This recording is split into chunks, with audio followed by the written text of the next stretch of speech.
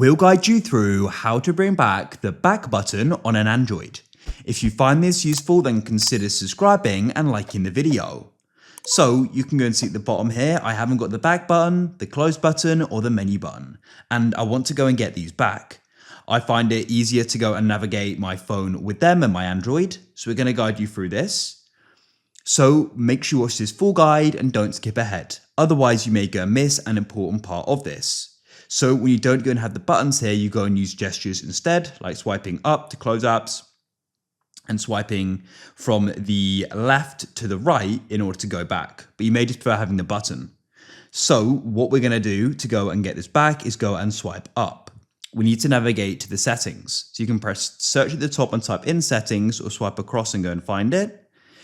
Then what you need to do is go and scroll down and go and find display. Tap there.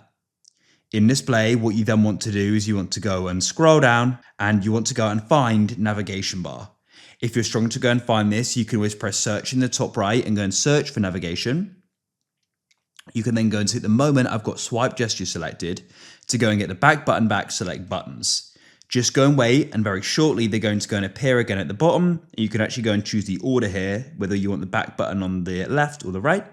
And that's it. They're now back, and I can go and press the back button and go and use it, and I can go and close with that button and open up my apps there as well. That's it. If you found this useful, then consider subscribing and liking the video.